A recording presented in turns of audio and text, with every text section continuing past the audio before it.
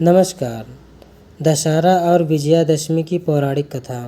अश्विन माह के कृष्ण पक्ष की दशमी को माता दुर्गा ने महिषासुर का वध किया था और भगवान श्री राम ने दशानन रावण का वध किया था। यह अच्छाई के बुराई पर जीत का दिन था, इसलिए इस दिन दशहरा और विजयादशमी का पर्व मनाया जाता है। यानी इस दिन में आयुध पूजा के साथ माता दुर्गा और श्री राम की पूजा होती है और रात को रावण दहन करके विजयोत्सव मनाया जाता है। वाल्मीकि रामायण के अनुसार अयोध्या के राजकुमार श्री राम को 14 वर्ष का वनवास हुआ।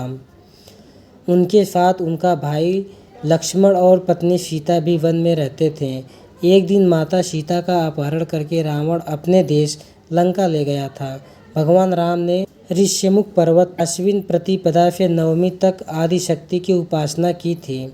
इसके बाद भगवान श्री राम इसी दिन किष्किंधा से लंका के लिए रवाना हो गए। प्रभु श्री राम ने हनुमान, सुग्रीव, जामवंत, अंगद और विभीषण की मदद से लंका पर हमला कर दिया। राम और रावण के बीच भयानक युद्ध हुआ। दशमी के दिन श्री राम ने रावण का वध कर दिया। रावण का वध करने के बाद से ही यह पर्व बुराई पर अच्छाई की जीत की खुशी में मनाया जाता है। रंभासुर का पुत्र था महिषासुर, जो अत्यंत शक्तिशाली था। उसने कठिन तप किया था। ब्रह्मा जी ने प्रकट होकर कहा, वत्स, मृत्यु को छोड़कर सब कुछ मांगो। महिषासुर ने बहुत सोचा और फिर कहा, ठीक है प्रभु, देवता, असुर और मानव किसी से मेरी मृत्यु न हो। किसी स्त्री के हाथ से मेरी मृत्यु निश्चित करने की कृपा करें। ब्रह्मा जी एवं अस्तु कहकर अपने लोक चले गए। वर प्राप्त करने के बाद उसने तीनों लोकों पर अपना अधिकार जमा कर त्रिलोकाधिपति बन गया। जब भगवान विष्णु ने सभी देवताओं के साथ मिलकर सबकी आदि कारण भगवती महाशक्ति की आराधना की, सभी देवताओं के शरीर से एक दिव्य तेज निकलकर एक परम सुंदरी स्त्री के रूप में प्रकट हुआ। हिमवान ने भगवती की सवारी के लिए एक सिंह दिया तथा सभी देवताओं ने अपने अपने अस्त्र शस्त्र महामाया की सेवा में प्रस्तुत किया। भगवती ने देवताओं पर प्रसन्न होकर उन्हें शीघ्र ही महिषासुर के से मुक्त करने का आश्वासन दिया।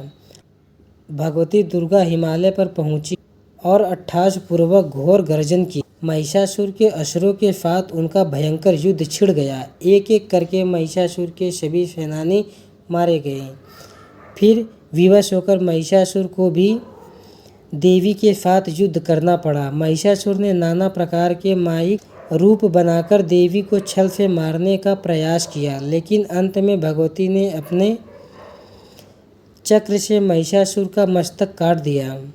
कहते हैं कि देवी कात्यायनी को ही सभी देवों ने एक एक हथियार दिया था और उन्हीं दिव्य हथियारों से मुक्ति होकर देवी ने महिषासुर के बाद उन्हीं दिव्य हथियारों से युक्त होकर देवी ने महिषासुर के साथ युद्ध किया था। वीडियो अगर पसंद आया हो तो वीडियो को लाइक और हमारे चैनल को सब्सक्राइब करें और अपने दोस्तों के साथ शेयर करें। धन्यवाद।